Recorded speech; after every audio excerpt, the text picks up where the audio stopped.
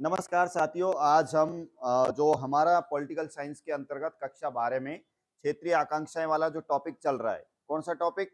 क्षेत्रीय आकांक्षाएं। उसका आज हम यहाँ पे पार्ट नंबर 2 पढ़ने वाले हैं। पार्ट नंबर 2 में एक महत्वपूर्ण हम जो व्यक्ति के बारे में जानने वाले हैं, उनका आपसे सवाल पूछा जा सकता है कि रामास्वामी नायकर। नाम बताओ, क्या है बताओ? रामास्वामी नायकर, अथवा इसको पेरियार भी बोला जाता था। क्या भी बोला जाता था? पेरियार भी बोला जाता था। उसके जीवन का संक्षिप्त परिचय दीजिए। इस तरीके का सवाल आएगा तो आपको कैसे आंसर देना है? देखो, आंसर देना है, रामास्वामी नायकर का जन्म कब हुआ था? 1879 में हुआ था। कब हुआ था? 1879 में हुआ था। वे पेरियार नाम से प्रसिद्ध हुए। किस नाम से प्रसिद्ध हुए बताओ? पेरियार नाम से प्रसिद्ध हुए थे। अब ये एक धनी संपन्न एक परिवार में जन्म लेने के बाद भी इन्होंने गरीबों के लिए, असहायों के लिए लड़ाई लड़ी थी, और ये एक धर्म के विरुद्ध भी लड़ाई लड़ी थी इन्होंने। किसके विरुद्ध बताओ? इनका मैं थोड़ा सा बैकग्राउंड बताऊंगा कि इनके जो माता पिता हैं वो बड़े धार्मिक थे। कैसे थे बताओ? धार्मिक प्रवृत्ति के थे, मतलब हर धार्मिक परंपरा को मानते थे। उल्ट उसका विपरीत ये था। कौन बताओ? रामास्वामी। मतलब ये किसी धर्म में विश्वास नहीं करता था, उसकी आलोचना करता था। जब उसका पिता धर्म को मान रहा है, हर जगह जा रहा है, तो ऐसी स्थिति में उसका बेटा धर्म के विरुद्ध खड़ा हो रहा है, तो ऐसी स्थिति में क्या हुआ था कि इनके माता पिता में और इस रामास्वामी में विवाद खड़ा हो गया था। क्या खड़ा हो गया? और इसने घर त्याग दिया अपना। क्या त्याग दिया बताओ? मतलब घर छोड़ना ही उचित समझा इसने। फिर ये कई सालों तक इधर उधर भटकता रहा, भटकता रहा, भटकता रहा, और इन्होंने बहुत संघर्ष किया था धर्म विरोधी जो इस तरीके की प्रवृत्तियों के लिए। फिर लास्ट में ये जो है धीरे धीरे करके अपने घर लौट के आ गया था। तो जब घर घर लौट के आ गया था तो फिर घर वालों को इन्होंने सोचा कि लड़ाई लड़के तो मैं नहीं समझा सकता हूँ, लेकिन धीरे धीरे उनके साथ रहते हुए मैं चीजों को समझा सकता हूँ कि भैया धर्म में ये चीजें बेकार है। ठीक है, बहुत सी चीजें होती है जो अपन को अच्छी नहीं लगती है, पढ़ लिख गए अपन नहीं मानते हैं। ठीक है, अब कोई तांत्रिक आ रहा है कि मैं ताबीज कर दूं, तुम्हारा ये हो जाएगा, तुम्हारा बच्चा नौकरी लग जाएगा, अपने घर वाले तो मान जाएंगे क्योंकि वो पढ़े पढ़े लिखे नहीं है, लेकिन अपन मानेंगे क्या? नहीं मानेंगे कि भैया ऐसा कुछ होता ही नहीं है। तो इस तरीके की उसने घर रहकर ही चीजों को समझाने की ठानी थी। किसने बताओ? रामास्वामी ने। तो अपन को ध्यान रखना है, 1879 में इनका साउथ में, मतलब तमिलनाडु में इनका हुआ था जन्म। तो देख लेंगे। वे जाति विरोधी आंदोलन, कैसे विरोधी आंदोलन थे बताओ? इन्होंने जाति विरोधी आंदोलन, जाति विरोधी आंदोलन का मतलब कि कोई जाति नहीं है इंसान की, एक ही जाति है मानव। एक ही क्या है बताओ? जाति है। जैसे अपन के यहाँ पे जाति चलती है, ये फलानी जाति का, ये फलानी जाति का, ये नीची जाति का, ये ऊंची जाति का, ऐसा होता है नहीं होता है? ठीक है, तो इन्होंने कहा कि हमारे समाज में कोई जाति नहीं है, अर्थात जातियों का इन्होंने क्या किया था बताओ? विरोध किया था। तो इन्होंने देखो, वे जाति विरोधी आंदोलन और द्रविड़ संस्कृति और पहचान के पुनः संस्थापक के रूप में क्या हुए थे बताओ? प्रसिद्ध हुए थे। इन्होंने दक्षिण में ब्राह्मण विरोधी, कौन सी विरोधी बताओ? ब्राह्मण विरोधी, क्योंकि ब्राह्मणों के द्वारा ये अंधविश्वास रूढ़िवादी ज्यादा फैलाया जाता था उस समय। तो इन्होंने ब्राह्मण विरोधी आंदोलन का क्या किया था बताओ? नेतृत्व किया था। और इन्होंने एक संस्था और स्थापित की थी, वो तुम्हें अच्छे से याद रखनी है। इन्होंने जो संस्था स्थापित की थी उसका नाम आता द्रविड़ कसगम। क्या नाम आता है बताओ? द्रविड़ कसगम। अब ये सवाल पूछा जा सकता है कि द्रविड़ कसगम नामक जो संस्था है उसकी स्थापना किसने की थी? तो किसने की थी बताओ? रामास्वामी नायकर ने। अब यहीं से देखो इनका परिचय पढ़ रहे हैं और यहीं से वो सवाल भी बना सकता है। ऐसे नहीं कि ये सेम टू सेम ऐसा ही सवाल आपको एग्जाम में देखने को मिले। वो यहाँ से भी पूछ लेगा, या फिर ये पूछ लेगा कि भैया रामास्वामी नायकर का जन्म कब हुआ, तो एक नंबर का क्वेश्चन पूछ लेगा वो। तो कब हुआ बताओ? 1879 में। इस तरीके का अपन को ये चीजें ध्यान रखनी है। इनकी ये संस्था है, इसका भी तुम्हें नाम याद रखना है। आगे आओ, देखो आगे अगला, ये जो है रामास्वामी, ये जो है नायकर, इस तरीके का था। इनका जन्म जो है सितंबर 17 1879 को हुआ था, और इनकी डेथ जो हुई थी 24 दिसंबर और 1973 को इनकी क्या हुई थी बताओ? मृत्यु हुई थी। इस तरीके से आपको इनका जो है थोड़ा सा जीवन परिचय के बारे में थोड़ा सा ध्यान रखना है। ठीक है, उसके बाद अब अपन देखते हैं रामास्वामी के कुछ और इनकी क्या उपलब्धि थी, उस वाले क्वेश्चन को भी अपन लेने वाले हैं। रामास्वामी के और क्या क्या कार्य रहे थे वो अपन थोड़ा सा देख लेते हैं। देखो, आइए क्वेश्चन है 1925 में, कब की बात है बताओ? 1925 में। ये कांग्रेस के सदस्य भी बने थे, कांग्रेस पार्टी के साथ भी मिल गए थे। और साथियों मैं आपको बता दूं, कांग्रेस पार्टी में मिलने के लिए इन्होंने अपने जीवन में जो भी धन संपदा कमाया था उसको पूरे को न्यौछावर कर दिया था इन्होंने। तो मतलब ये एक कांग्रेस पार्टी के भी एक महत्वपूर्ण सदस्य रहे थे। और दक्षिण भारत में इन्होंने जो आंदोलन चले थे अंग्रेजों के विरुद्ध, उनकी महत्वपूर्ण भूमिका निभाई थी। वो सारी चीज सीखेंगे। देखो 1925 में कांग्रेस के परित्याग के बाद, किसके परित्याग के बाद? अलग इन्होंने कांग्रेस कब छोड़ी थी? 1925 में। परित्याग का मतलब होता है छोड़ देना। परित्याग का मतलब क्या होता है? छोड़ देना। तो इन्होंने कांग्रेस पार्टी को कब छोड़ दिया था? 1925 में। तो लिख रहा है देखो, कांग्रेस 1925 में कांग्रेस के परित्याग के पश्चात रामास्वामी ने आत्मसम्मान आंदोलन की स्थापना स्थापना की। 1926 में इन्होंने अपना संबंध जस्टिस पार्टी से जोड़ा। किस पार्टी से जोड़ा बताओ? जस्टिस पार्टी से जोड़ा। वहां एक अब्राह्मण पार्टी थी। वो कैसी पार्टी थी बताओ? अब्राह्मण, जिसमें कोई भी ब्राह्मण नहीं था। ऐसी पार्टी का नाम था जस्टिस पार्टी। जस्टिस का मतलब होता है न्याय। जस्टिस का मतलब क्या होता है? न्याय। तो न्याय वाली पार्टी से ये जुड़ गए थे 1925 के बाद में। और इन्होंने 1926 में इस पार्टी का जो है इससे जुड़ के और ये यहाँ पे इनके सदस्य बन गए थे। इन्होंने देखो वहां रहकर इन्होंने एस्प्रस का मतलब होता है छुआछूत। क्या होता है बताओ? छुआछूत। जैसे अपन कहते हैं ना, पहले अपने स्कूलों में भी चलता था, ये छोटी जाति का है, बड़ी जाति का है, इसके मत छिपना, ऐसा होता था ना। इसका पानी नहीं पीना है, इसका खाना नहीं खाना है। ऐसा आज भी चलता है। मैंने एक जालौर का उदाहरण भी दिया था। उस जालौर के एक निम्न वर्ग के बच्चे ने मटकी से पानी पी लिया था, तो उसकी क्या कर दी थी? हत्या कर दी थी। ऐसा सुना क्या तुमने? हाँ। तो ये जो है पहले के जमाने में, मतलब अपने दादा बाबा हुआ करते थे उस जमाने में, तो बहुत ज्यादा हुआ करता था। जब अंग्रेजों का जमाना था तो अंग्रेजों के सामने अपन के कोई भारतीय गुजर जाता था तो उसको वहीं सजा दे देते थे। गुजरने की भी जो है अपन को अधिकार नहीं था अंग्रेजों के सामने से। ठीक है। तो इस तरीके से ये एस्प्रेस और पिछड़ी जातियों की उन्नति के लिए इन्होंने क्या किया बताओ? अटूट प्रयत्न किया कि भैया ये पिछड़ी जाति है, जो एस्प्रेस जाति है, ये भी हम लोगों में से ही है, इनके लिए कुछ अच्छा किया जाए। तो देखो 1938 में उन्होंने सर्वसम्मति से जस्टिस पार्टी का क्या चुना गया था? अध्यक्ष चुना गया था। कब चुना गया था बताओ? 1938 में चुना गया था। उसके बाद कुछ समय के लिए स्वाभिमान आंदोलन चलाया। कौन सा आंदोलन चलाया इन्होंने? स्वाभिमान आंदोलन चलाया। और जस्टिस पार्टी ने एक दूसरे के साथ घुल मिलकर कार्य किया था। 1944 में इन्होंने स्वाभिमान आंदोलन और जस्टिस पार्टी के गठबंधन से एक पार्टी बनाई थी जिसका नाम आता है द्रविड़ कसगम नामक संस्था की क्या की थी? स्थापना। अब ये बड़ा इंपॉर्टेंट सवाल आ गया। क्या सवाल आ गया? कि भैया द्रविड़ कसगम जो संस्था है इसकी स्थापना किन से मिलकर हुई थी? तो आपको ध्यान रखना है, एक तो इन्होंने जो स्वाभिमान आंदोलन चलाया ये वाला है, और इस आंदोलन से जो भी सदस्य जुड़े वो थे, और एक इनकी पार्टी थी जिसका नाम क्या था बताओ? Justice party. इन दोनों को मिला के एक पार्टी बना दी गई थी जिसका नाम आता है, या संस्था बना दी गई थी जिसका नाम आता है द्रविड़ कसगम। और याद रखना है कि द्रविड़ कसगम पार्टी के संस्थापक जो थे वो रामास्वामी नायकर थे, जिसे जिन्हें पेरियार नाम से भी जाना जाता था। किस नाम से बताओ? पेरियार।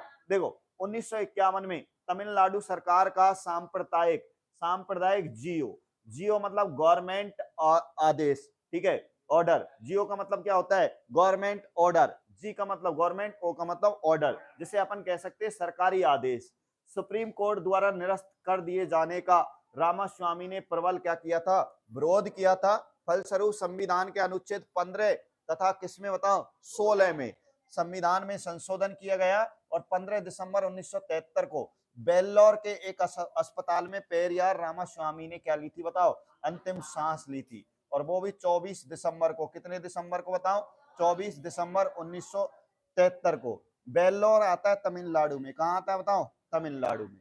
तो इस तरीके से हमने इनका जीवन परिचय देखा था, और इन्होंने कौन कौन सी संस्थाओं का गठन किया था, और इन्होंने कौन कौन से आंदोलन चलाए थे, उनकी भी अपन ने बात की थी। अब एक इंपॉर्टेंट पार्टी आ रही है, ये आपसे पूछी जाएगी, है ना। यहां से सवाल नहीं आएगा, तो यहां से हमेशा कंपटीशन की एग्जामों में या हर एग्जाम में यहां से सवाल पूछे जाते हैं। देखो क्या पार्टी का नाम है जिसका अपन इंग्लिश में बोल सकते हैं डीएमके? क्या बोल सकते हैं बताओ? डीएमके बोल सकते हैं भाई। डीएमके। डीएमके पार्टी की बात करें तो डीएमके का मतलब होता है क्या बताओ?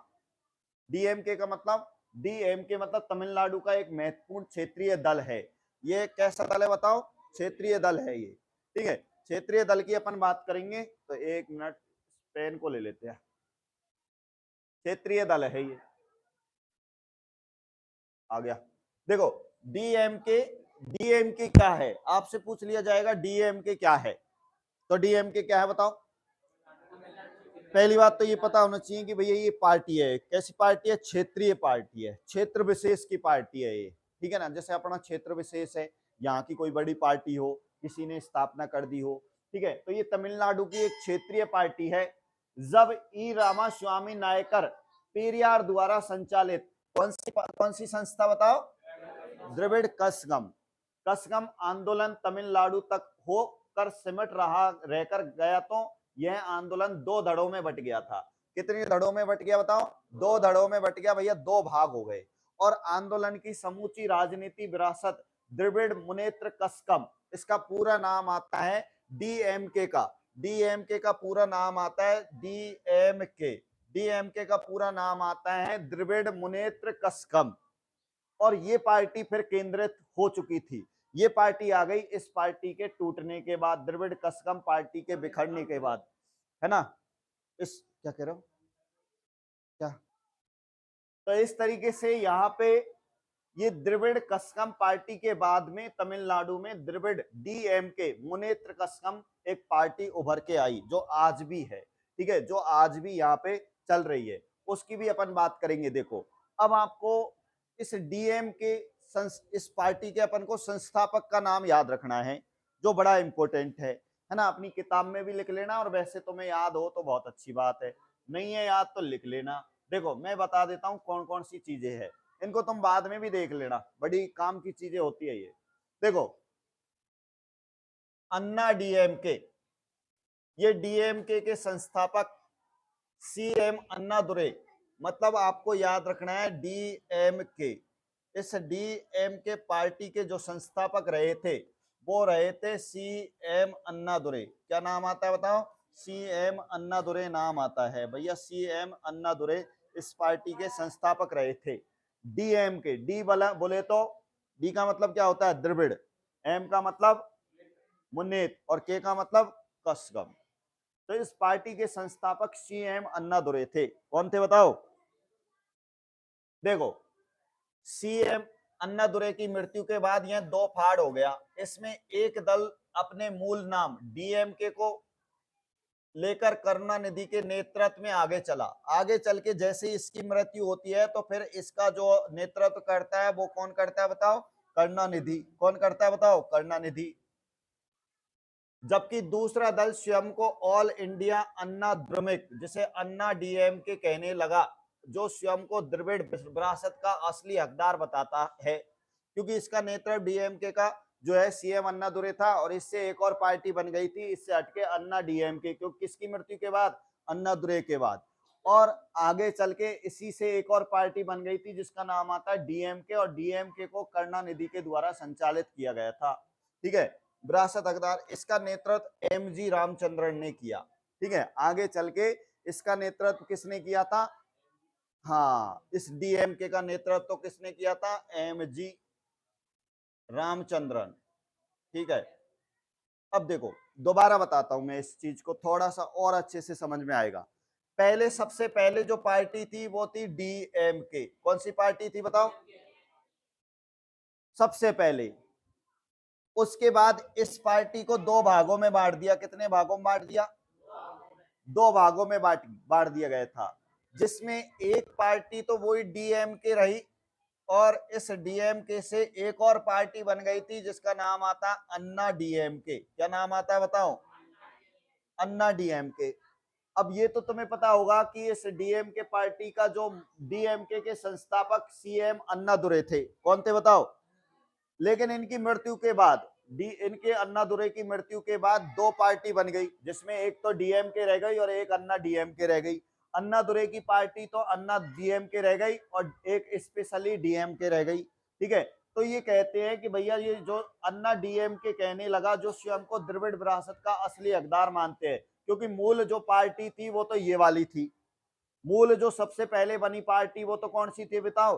डीएमके अन्ना वाली थी, ये पार्टी तो बाद में बनी थी। तो इसलिए ये कहते हैं कि भैया हमारी जो पार्टी है वो असली है, और आगे चल के इस अन्ना डीएमके पार्टी का नेतृत्व किया था रामचंद्रन ने। किसने किया था बताओ? रामचंद्रन ने। ठीक है, तो ये बात आपको यहाँ तक की ध्यान रखनी है। उसके बाद अगला क्वेश्चन देखते हैं। अगला क्वेश्चन अब आता है भारत और पाकिस्तान का मामला। कौन सा मामला आता है बताओ? भारत और पाकिस्तान में लड़ाई किस बात को लेकर है, वो चीजें अपन सीखने का प्रयास करेंगे।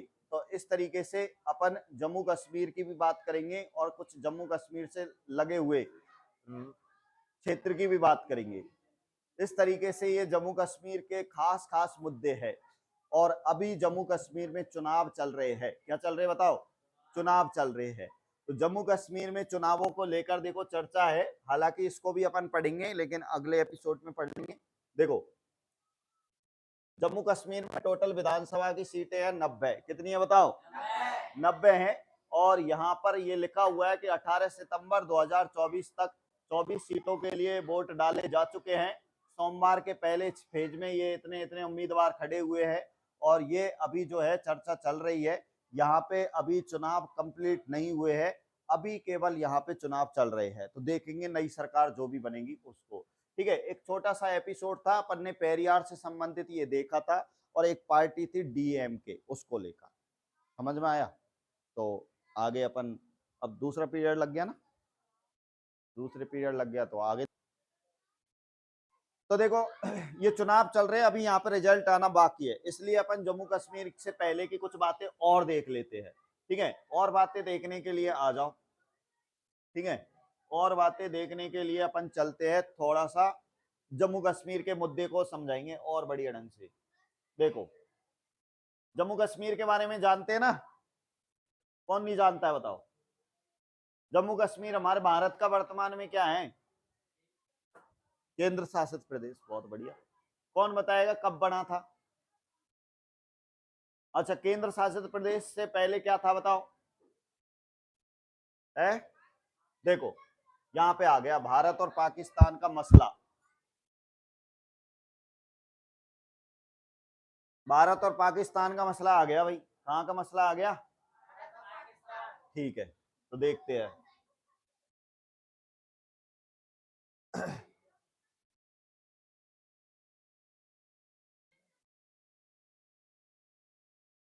देखो, भारत और पाकिस्तान को लेकर अगर मैं बात करूं तो पहली बात तो इनको लेकर पाकिस्तान और भारत में हमेशा कुछ ना कुछ लड़ाई झगड़े चलते ही रहते हैं।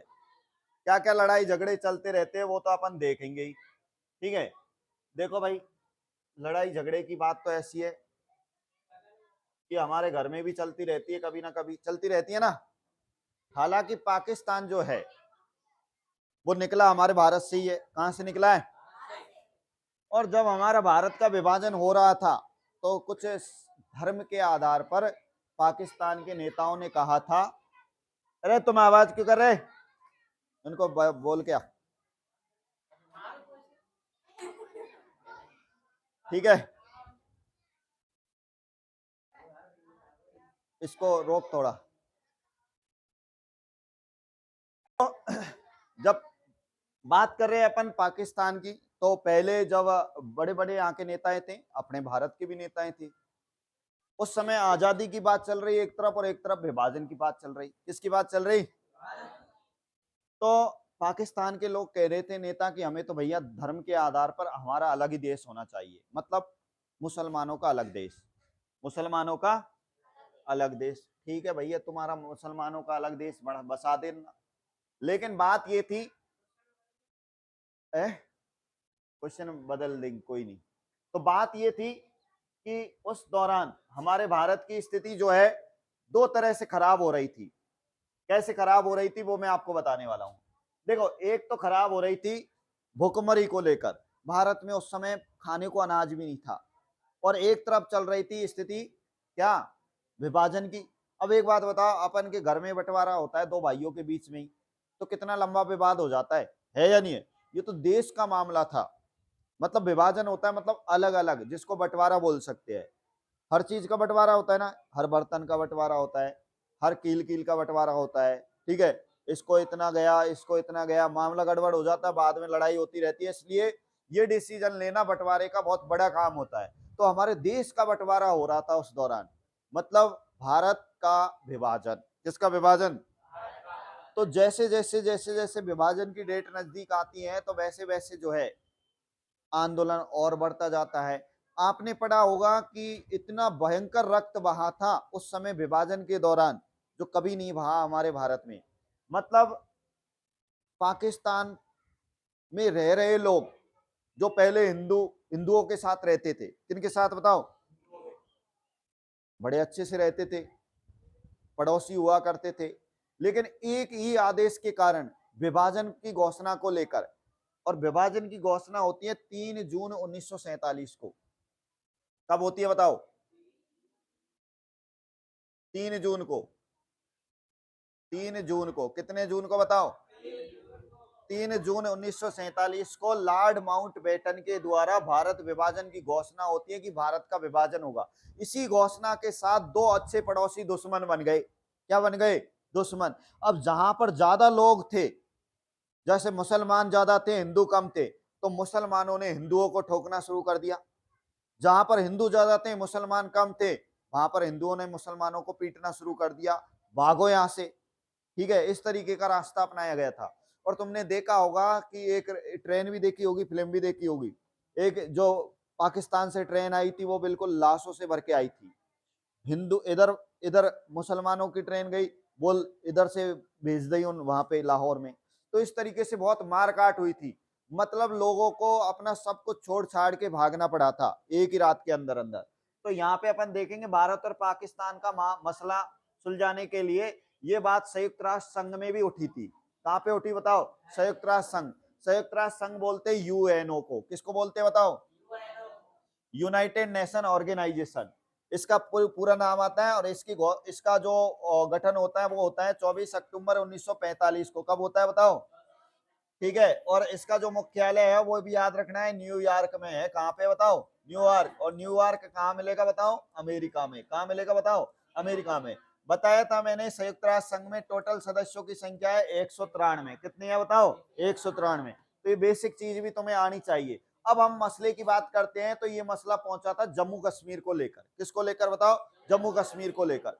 पाकिस्तानियों ने क्या किया था कि जब विभाजन हो चुका था तो उस समय अंग्रेजों ने भी एक चालाकी खेली थी। अंग्रेजों ने कहा था कि भैया जो राजा महाराजा है, कौन बताओ? हमारे भारत में थे या नहीं थे राजा महाराजा? थे। राजा महाराजाओं से ये कहा था अंग्रेजों ने कि भैया तुम एक काम कर सकते हैं, या तो तुम पाकिस्तान जा सकते हो, या तुम भारत में रह सकते हो, या तुम अपने आप को क्या रख सकते हो? स्वतंत्र रख सकते हो। तो ज्यादातर राजा महाराजाओं ने कहा कि हम जनता के सामने झुकेंगे थोड़ी ना, तो हम भारत में मिले ना पाकिस्तान में मिले, हम स्वतंत्र रखेंगे अपने आप को। ऐसे ही एक जम्मू कश्मीर का राजा था। कहाँ का राजा था बताओ? जैसे ये जम्मू कश्मीर है, जैसे हम भारत की बात करें तो ये ऊपर का जो पार्ट आता है ये पूरा का पूरा जम्मू कश्मीर के अंतर्गत आता है, ये वाला। ठीक है, ये वाला जो हिस्सा है ये किस में आता है बताओ? जम्मू एंड कश्मीर में आता है। यहाँ का राजा हुआ करता था जिसका नाम था हरी सिंह। कौन सा सिंह बताओ? इसने कह दिया ना मैं पाकिस्तान में मिलूं ना मैं भारत में मिलूं, मैं अपने आप को स्वतंत्र रखूंगा। आपने देखा होगा इधर वाला जो हिस्सा बना था वो पाकिस्तान का था। कौन सा हिस्सा था बताओ? इधर वाला उत्तर पश्चिम वाला जो हिस्सा वो पाकिस्तान को दे दिया हमने। इधर नदी बहती है एक सिंधु नदी। कौन सी नदी? तो सुनिए, जब ये किसी में नहीं मिला तो पाकिस्तान ने सोचा रे भारत का स्वर्ग जो है, मुख्य जो स्थान है जम्मू कश्मीर है, यहाँ पे बहुत शानदार जगह है। तो ऐसी स्थिति में इस क्षेत्र को जबरदस्ती ही पाकिस्तान में मिला लिया जाए। राजी से नहीं तो कैसे मिलाएंगे बताओ? क्योंकि इस जम्मू कश्मीर में बहुत कम लोग थे हिंदू, ज्यादातर मुसलमान थे। लेकिन यहाँ का राजा कभी नहीं चाहता कि ये जो है पाकिस्तान में जाए। तो इन पाकिस्तान के लोगों ने सोचा कि इसको पाकिस्तान में मिलाया जाए। तो पाकिस्तान ने यहाँ पे आक्रमण कर दिया। क्या कर दिया बताओ? आक्रमण कर दिया। तो ये पाकिस्तान की सेना, ध्यान रखना, पाकिस्तान की सेना यहां तक पहुंच गई। पाकिस्तान की जो सेना है, पाकिस्तान की सेना है यहां तक पहुंच गई थी, ये वाले हिस्से तक। अब जम्मू कश्मीर के राजा हरी सिंह को लग गया कि अब तो मरने वाला हूं, अब मेरी ठुकाई होने वाली है, क्योंकि ये सेना आ गई। अकेला क्या करेगा भाई, इसके पास थोड़ी सेना थी। तो ये भागा भागा आया भारत में। कहां पे आया बताओ? ये भारत में आया, यहाँ भारत का केंद्रीय स्थल है दिल्ली। क्या नाम बताओ? तो यहाँ पे जब भागा भागा आया तो इसने सरदार वल्लभ भाई पटेल, जवाहरलाल नेहरू इनसे सहायता मांगी। क्या मांगी बताओ? कि महाराज मेरी सहायता करो। बोले यार तू तो बहुत बड़ा मानता अपने आप को, तेरे को काहे की सहायता? कि नहीं, मेरे ऊपर पाकिस्तान के सैनिकों ने क्या कर दिया है? हमला कर दिया है, इसलिए बचाओ कैसे भी करके, नहीं तो पाकिस्तान जम्मू कश्मीर को लूटने वाला है। तो ऐसी स्थिति में जम्मू कश्मीर को पर जब ऐसी स्थिति आई थी तो सरदार वल्लभ भाई पटेल के नेतृत्व में हरि सिंह ने यहाँ पर विलय पत्र पर हस्ताक्षर किए थे। भारत में मिलने के ऊपर क्या किए थे बताओ? हस्ताक्षर किए थे कि भैया मैं मेरी इच्छा से भारत में मिलना स्वीकार करता हूं। तब भारत के जो यहाँ के नेता थे सरदार वल्लभ भाई पटेल, जवाहरलाल नेहरू, उन्होंने यहाँ से सेना भेजी थी, यहाँ कहा बताओ? जम्मू कश्मीर में। तो ऐसी स्थिति में जम्मू कश्मीर में जो सेना पाकिस्तान की आई उनको मारा पीटा भगाया और कई सैनिकों को बंदी बना लिया। तब यहाँ से ये पाकिस्तान की सेना वापस हुई थी।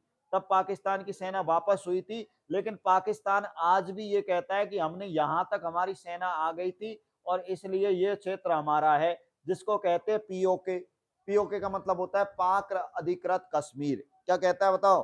पाक अधिकृत कश्मीर। तो ये कहता है कि हमारा ये पाकिस्तान वाला कब्जा वाला ये कश्मीर है, इसको हम लेके रहेंगे। तो ये मामला पहुंच गया था संयुक्त राष्ट्र संघ में। कहां पहुंच गया बताओ? तो देखो 21 अप्रैल 1948 के प्रस्ताव में किन 3 चरणों वाली प्रक्रिया की अनुशंसा की गई थी? कौन कौन सी वो 3 प्रक्रिया थी जिनकी संयुक्त राष्ट्र संघ में क्या की गई थी? अनुशंसा। तो सुनो वो अनुशंसा को अपन देखते हैं, आओ। देखो क्या लिखा हुआ है। पाकिस्तान ने कश्मीर राज्य के बड़े हिस्से पर नियंत्रण जारी रखा, इसलिए इस मामले को संयुक्त राष्ट्र संघ में ले जाया गया।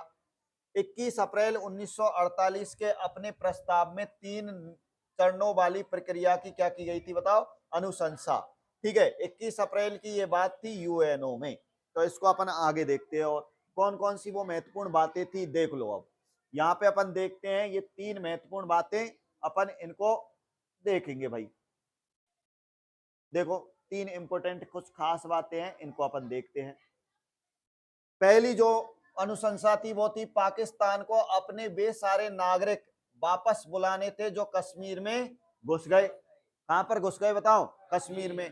कि भैया पाकिस्तान अपने नागरिकों को बुलाए जो पाकिस्तान जम्मू कश्मीर में जबरदस्ती घुस गए थे, अवैध रूप से घुस गए थे। दूसरा, भारत को धीरे धीरे अपनी फौज कम करनी थी ताकि कानून व्यवस्था बनी रहे, क्योंकि उस समय भारत ने अपनी ज्यादातर फौज कहां भेज दी थी बताओ? जम्मू कश्मीर में भेज दी थी। इसमें यह सहमति हुई थी कि एक तो जो पाकिस्तान के नागरिकों को बुलाएगा पाकिस्तान अपने घर, दूसरा भारत अपनी सेना को कम करेगा, तीसरी बात जो थी वो स्वतंत्र और निष्पक्ष तरीके से जनमत संग्रह कराया जाए। कौन सा संग्रह कराया जाए बताओ? जनमत संग्रह। मतलब स्वतंत्र और निष्पक्ष तरीके से यह जनमत संग्रह कराया जाए कि यहाँ की जनता क्या चाहती है, यहाँ की जनता क्या चाहती है। अब जनमत संग्रह का मतलब होता है जनता के द्वारा किया गया मतदान। किसके द्वारा बताओ? तुमने देखा होगा पहले भी जनमत संग्रह करवाए गए थे, असम को लेकर करवाया गया था और आपने देखा होगा मिजोरम को लेकर करवाया गया था। करवाया नहीं करवाया? क्योंकि ये मिजोरम वाला हिस्सा म्यांमार में जाना चाह रहा था, तो वहां की जनता से पूछा गया था वोट डलवा के कि भैया तुम कहाँ रहना चाहते हो, भारत में या कहीं और? तो जनता ने कह दिया कि भैया हम तो भारत में ही रहना चाहेंगे। ऐसे ही इन पे जनमत संग्रह की बात आई थी कि तुम जनमत संग्रह जनता से पूछो कि तुम कहाँ रहना चाहते हो, भारत में रहोगे या पाकिस्तान में। तो ये 3 बातें आपको थोड़ी सी ध्यान रखनी है। जो ये 3 बातें जो थी ये कहां पे उठाई गई थी? यूएनओ में। कहां पे उठाई गई थी बताओ? यूएनओ, जिसे संयुक्त राष्ट्र संघ बोलते हैं। ठीक है, अगला जो इंपोर्टेंट क्वेश्चन है वो अपन देखेंगे कि ये जम्मू और कश्मीर है, ये बना कौन कौन से भूभागों से लेकर है। तो देखिए जम्मू कश्मीर की और इंपोर्टेंट खास बात करते हैं अपन। देखो क्या सवाल है, बड़ा अच्छा सवाल है। जम्मू और कश्मीर जिसे अपन J&K बोल सकते हैं, जम्मू एंड कश्मीर 3 सामाजिक और राजनीतिक क्षेत्रों, जिसमें एक जम्मू है, एक कश्मीर है और एक क्या है बताओ? लद्दाख से बना हुआ है। ये याद रखना है, आपको ध्यान रखना है। जम्मू और कश्मीर 3 सामाजिक और राजनीतिक क्षेत्रों से मिलकर बना है। वो कौन कौन से है बताओ? एक तो जम्मू है, एक कश्मीर है और एक लद्दाख है। तो देखिए जम्मू जो क्षेत्र है वो किन किन से मिलकर बना है वो देखो। इसमें क्या विशेषताएं हैं इसकी? तो जम्मू की खास विशेषताएं हैं कि इस क्षेत्र में छोटी पहाड़ियां और मैदानी भाग है। इसमें मुख्य रूप से हिंदू रहते हैं। कौन रहते हैं बताओ? मुसलमान, सिख और अन्य मतों के लोग भी इसमें रहते हैं। ज्यादातर हिंदू लोग रहते हैं। ज्यादातर कौन से लोग रहते हैं? हिंदू। लेकिन ऐसी बात नहीं है कि इसमें मुसलमान भी रहते हैं, सिख भी रहते हैं और कुछ अन्य संप्रदाय के भी रहते हैं। कश्मीर की बात करते हैं। देखो, कश्मीर की बात करते हैं। यह क्षेत्र मुख्य रूप से कश्मीर घाटी में है। कौन सी घाटी में बताओ? यहाँ रहने वाले अधिकांश कश्मीरी मुसलमान है। कश्मीर में ज्यादातर कौन से मुसलमान हैं? कश्मीरी मुसलमान है। और शेष जो लोग हैं वो सिख है, बौद्ध है तथा अन्य संप्रदायों से संबंधित है। लद्दाख की बात करें तो देखो, यह पहाड़ी क्षेत्र है। इसकी जनसंख्या बहुत कम है, जिसमें बराबर संख्या में बौद्ध लोग रहते हैं और कौन से लोग रहते हैं बताओ? मुसलमान। देखो, कश्मीर की घाटी जो आती है ना, इसके बारे में कुछ एक्स्ट्रा क्वेश्चन और बताता हूं मैं। कश्मीर की घाटी में जाओगे तो चले जाना। कश्मीर की घाटी में ज्यादातर तुम्हें झील मिलेंगी। क्या मिलेंगी बताओ? झील मिलेंगी। ज्यादातर जो झील है जम्मू कश्मीर में, वो झील जो है उनमें, उन झीलों के पीछे नाग लगा हुआ है। क्या लगा हुआ है? जैसे जैसे तुम देखोगे शेषनाग। कौन सा नाग? जैसे तुम देखोगे बैरी नाग, पता नहीं सर, बैरी नाग। जैसे तुम देखोगे अनंत नाग। कौन सा नाग बताओ? और जैसे तुम देखोगे यहीं पर मिलेगी एक नागिन झील। कौन सी झील? नागिन झील। और यहीं पर तुम देखोगे सबसे शानदार झील है, भारत की सबसे बड़ी मीठे पानी की प्राकृतिक झील बूलर झील। कौन सी झील है? और जम्मू कश्मीर की सबसे खूबसूरत झील है डल झील। कौन सी झील है? और यहीं पर एक और झील आती है जिसका नाम है मानसबल झील। कौन सी झील बताओ? इन झीलों के आसपास दलदला भाग पाया जाता है। उस दलदले झीलीय निक्षेपों वाले भाग को कहा जाता है, अभी अभी सीईटी में पूछा गया है, उस दलदले भाग को कहा जाता है करेवा। क्या कहा जाता है? करेवा कहा जाता है। इसी करेवा वाले भाग में हमारे भारत की सबसे महंगी खेती की जाती है जिसका नाम है केसर। क्या नाम है? और केसर की खेती हमारे भारत में सबसे ज्यादा इसी कश्मीर की घाटी में की जाती है, याद रखना। इस केसर जब पक जाता है, ये केसर, तो केसर जब पक जाता है तो इसे कहा जाता है जाफरान। क्या कहा जाता है?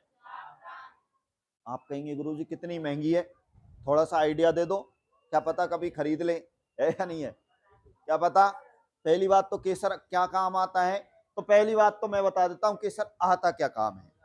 सुनो चुपचाप। एक तो आता है स्वाद बढ़ाने के लिए, दूध में स्वाद बढ़ाने के लिए, है या नहीं है? एक तुमने क्रीम पर लिखा होगा, देखा होगा केसर युक्त क्रीम, देखा ना? हाँ ये बोल रही है, देख, केसर युक्त क्रीम। कौन सी क्रीम? केसर युक्त क्रीम। हालांकि हालांकि लिखा ही होता है लेकिन उसमें ना के बराबर केसर होता है। आप कहेंगे गुरुजी ऐसे क्यों? क्योंकि केसर है ही इतना महंगा। अगर बढ़िया क्वालिटी का केसर चाहिए ठीक ठाक, तो 1 किलो केसर की कीमत है, आपको मैं बता दूं, 3.5 लाख रुपया वो कर रहा है। क्योंकि ये बारीक पत्ते होते हैं। कैसे पत्ते होते हैं? बारीक पत्ते होते हैं। बहुत महंगी आती है केसर। तो आप कभी चले जाए केसर लेने, ठीक है, कि हमें तो हमारे चेहरे की चमक बढ़ानी है या नहीं है? तो ध्यान रखना, अपने यहाँ बहुत कम मिलती नहीं है पहली बात तो। अच्छा, कहां से लेके आए? कहां से ले उगाई? अरे वाह, अपने यहाँ नहीं उगती है ना? जो अपने इधर जो है ना, इनको ऐसा एरिया नहीं है, मतलब यहाँ की जो भूमि है ना। अब ऐसे तो तुम सेब के उगा लोगे यहाँ पेड़, लेकिन सेब आएंगे ही नहीं, उनमें नहीं आते ना। तो बात यह है कि उधर का जो पहाड़ी एरिया है, वहां के वहां की जलवायु को ही ये सूट करते हैं। वहां ज्यादातर बर्फ पड़ती रहती है, ज्यादातर बरसात होती रहती है।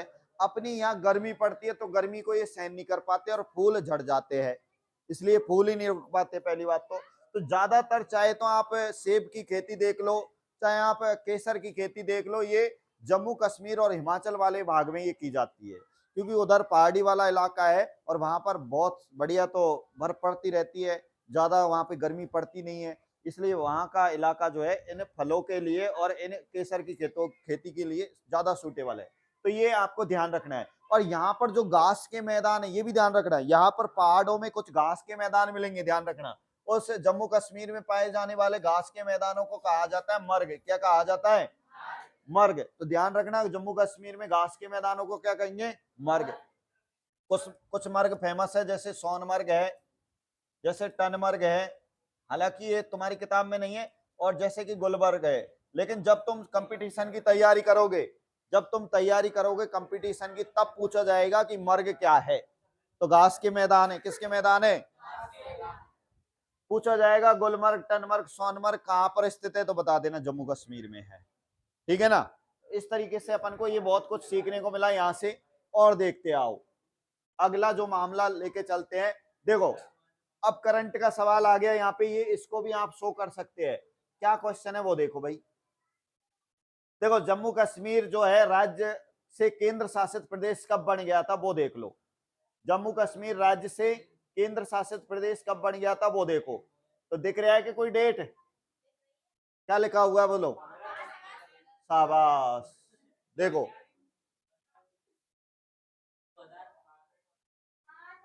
2005 है। देखो 5 अगस्त है। कितना अगस्त है? 5 अगस्त।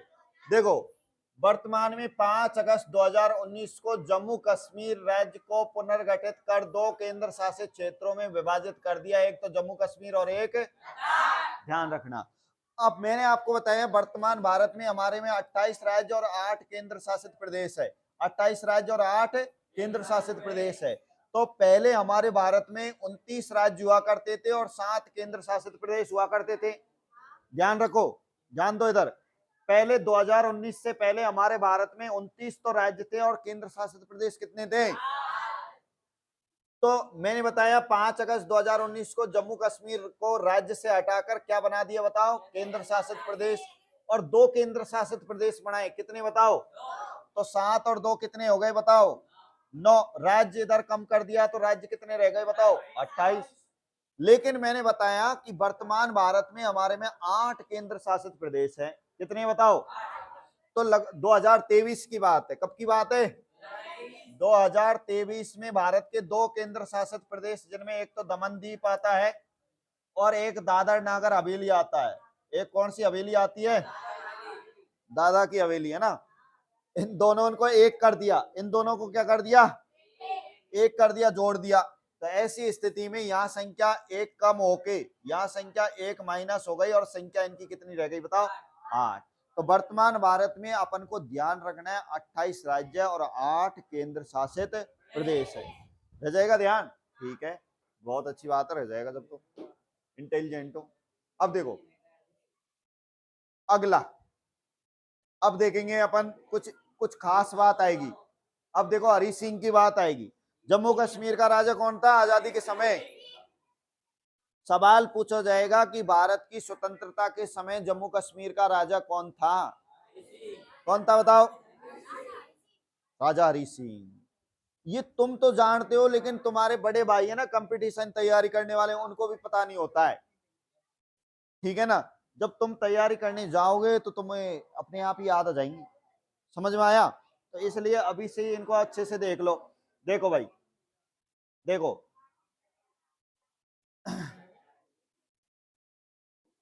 क्वेश्चन पढ़ते, जम्मू और कश्मीर एक राजसी रियासत थी। कैसी रियासत थी बताओ? अच्छा, राजसी का मतलब कौन बताएगा क्या है? राजसी का मतलब सही बताया, राजा की रियासत थी। कैसी रियासत थी? देखो जम्मू और कश्मीर एक राजसी रियासत थी। यहाँ हिंदू राजा हरि सिंह का शासन था। यहाँ का राजा कौन था बताओ? हिंदू राजा था हरि सिंह। लेकिन यहाँ पर रहने वाली ज्यादातर जो जनसंख्या थी वो मुसलमान थी। कौन थी बताओ?